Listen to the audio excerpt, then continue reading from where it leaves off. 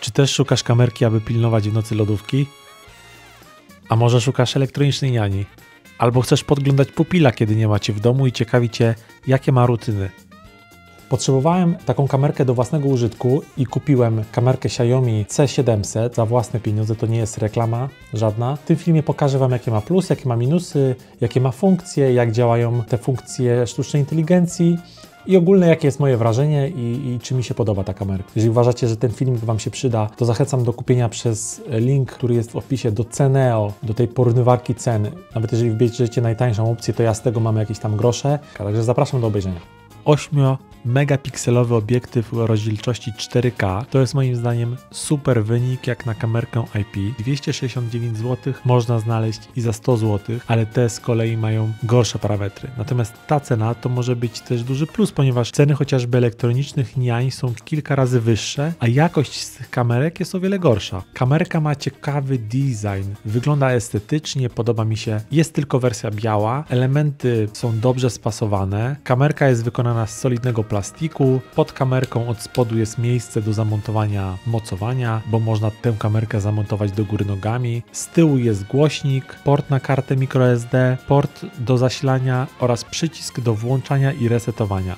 Oprócz obiektywu jest tu z przodu ulepszony noktowizor na podczerwień. 10 wbudowanych diod podczerwieni zapewnia wyraźny obraz w warunkach nocnych. Kamerka jest sprzedawana w zestawie z adapterem zasilania, zestawem do montowania, naklejką szablonem do montażu oraz dedykowany kabel ładujący USB. Producent opisuje swoje HDR w taki sposób. HDR nowej generacji pozwala kamerze elastycznie dostosować się do trudnych warunków oświetleniowych, takich jak silne światło lub lekkie podświetlenie. Połączenie i konfiguracja zajęła mi dosłownie 5 minut. Serio, dłużej robiłem sobie kawę przed. Sprawa wygląda tak. Podłączacie kamerkę do prądu, jest ona zasilana po kablu i nie ma opcji zasilania z baterii, więc to jest taki mały minusik, bo w pewnym sensie limituje Wam lokalizację. Zawsze musicie pomyśleć o prądzie. Kamerka po włączeniu się kalibruje, obraca się po wszystkich osiach. My w tym czasie odpalamy sobie aplikację Xiaomi Home, naciskamy dodaj urządzenie, wybieramy naszą sieć Wi-Fi, po jakiej ma się łączyć.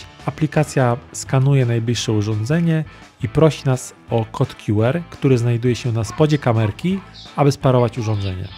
Bardzo sprawnie to działa, następnie przypisujemy wewnątrz aplikacji kamerkę do pomieszczenia, jakiego chcemy. Chodzi o to, że Xiaomi Home jest bardzo rozbudowaną aplikacją do sterowania swoimi urządzeniami w domu i można prawie, że dowolnie konfigurować ustawienia dla każdego pomieszczenia w domu, o ile w ogóle mamy tyle urządzeń. Można grupować oświetlenie pomieszczenia, można grupować oświetlenia w strefy, część stref można bardziej przyciemnić, część stref można bardziej rozjaśnić. No i to już, możemy z poziomu aplikacji sterować kamerką i jej kierunkiem wizji. Jest tutaj taki fajny joystick. Stąd można też zrobić sobie zdjęcie obiektywem kamerki oraz włączyć nagrywanie. To nagranie domyślnie zapisze się Wam na pamięci telefonu. Zaraz o opcjach zapisu wspomnę i o opcjach pamięci. Mamy też tutaj ikonkę mikrofonu, ponieważ możemy mówić do telefonu, a z głośnika kamerki usłyszymy głos, ale kamerka ma również wbudowany mikrofon. Nie jest to jakiś najlepszy, ale w aplikacji słychać, co się dzieje przy kamerce. Czy dziecko płacze, czy kto rozmawia, czy słyszymy też rozmowę. Można tę opcję włączyć lub wyłączyć, ale w nagraniach będzie dźwięk. Co jeszcze mamy w aplikacji? Możemy sobie wybrać jakość wideo. Wiadomo, że im większa jakość, tym te pliki zajmują więcej miejsca. Kamerka ma wbudowany slot na karty microSD. Obsługuje ta kamerka do 256 GB.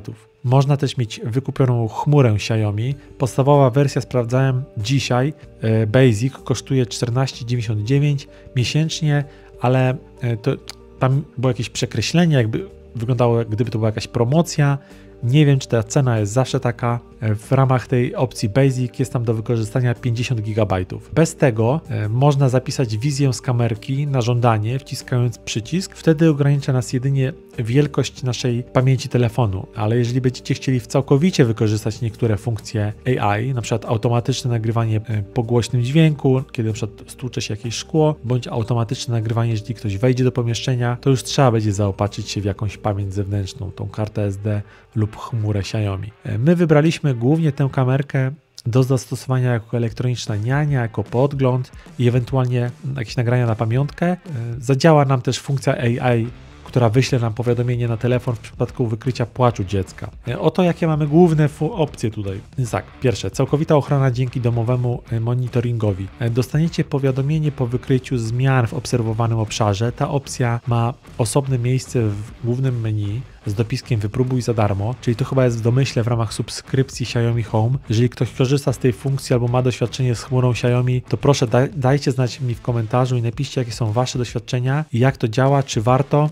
Niżej mamy później przegląd historii monitoringu i tutaj dwie opcje można oglądać, czyli tą chmurę lub kartę SD. Następnie mamy zarządzanie tą pamięcią i tymi nagraniami oraz na końcu funkcję sztucznej inteligencji, funkcja dziecko płacze, czyli wysyła powiadomienia, kiedy kamerka usłyszy płacz dziecka, funkcja wykrywania zwierząt, wysyła powiadomienia, kiedy kamera wykryje obecność zwierzęcia, geofence, czyli zaznaczamy obszar, na przykład kołyskę. Jeżeli ktoś wejdzie lub wyjdzie z tego obszaru, to zostanie wysłane powiadomienie oraz zacznie się nagrywanie wideo. To jest fajna opcja. Możemy włączyć wykonywanie połączeń z kamerki na telefon, czyli tak, że ktoś staje przed kamerką, pokazuje gest OK przez 2 sekundy i kamerka wykonuje połączenie na telefon. Moim zdaniem to fajna sprawa. Można się na przykład umówić z dzieckiem, że w razie potrzeby w ten sposób zakomunikuje i że ma jakąś potrzebę i zadzwoni do nas.